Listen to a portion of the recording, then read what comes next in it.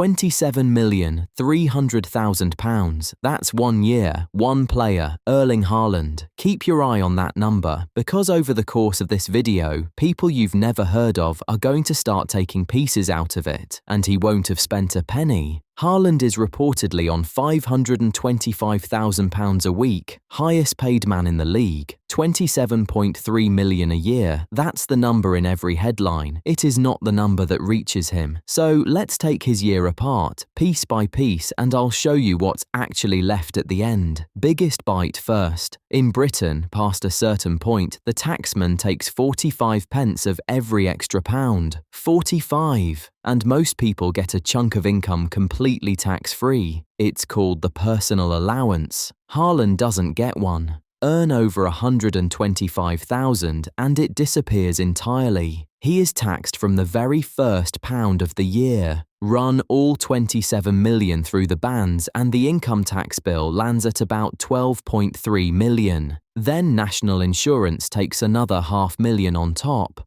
Half his year, gone. To one government department. Now, the taxman is the honest one in this story. He tells you exactly what he's taking and when. The next one doesn't. Every player has an agent. And last year, Premier League clubs paid agents £460 million.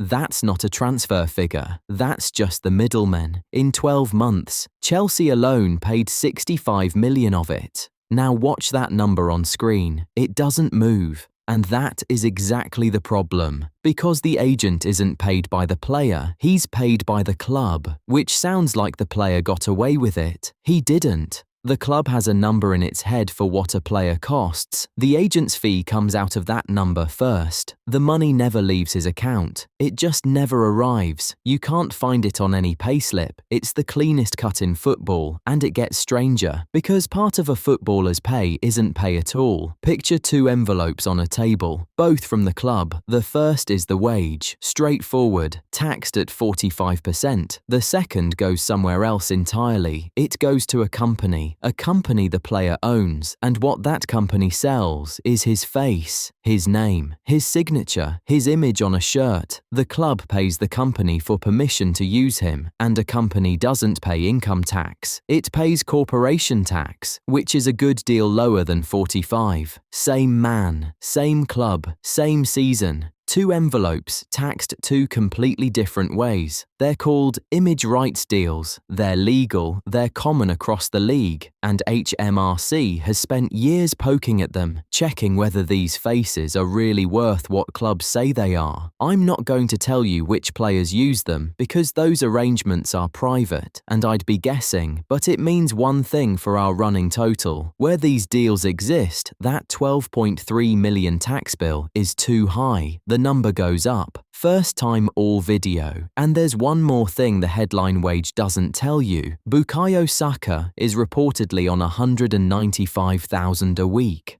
Sounds like a step down from Haaland. It is. Except that's only his base wage. On top of it, he reportedly earns over £5 million a year in bonuses. More than any other player at Arsenal. Appearances, goals, trophies, Champions League qualification.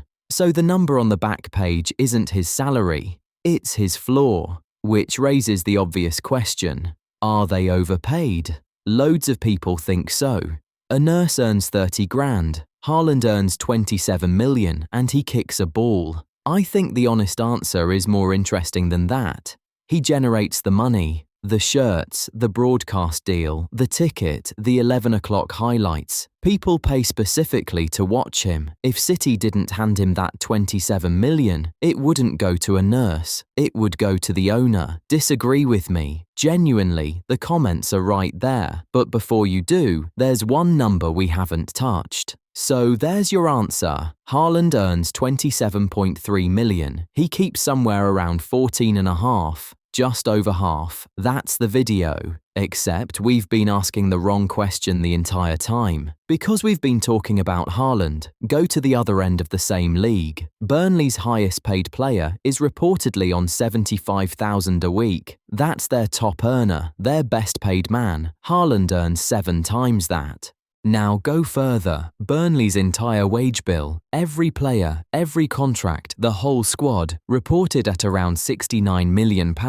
One man at Manchester City costs almost 40% of an entire Premier League club. Same league, same 20 teams, same Saturday, which means the average Premier League wage, the number everybody quotes, describes almost nobody in the Premier League. It's a midpoint between Haaland and a Burnley squad player, and neither of them lives anywhere near it.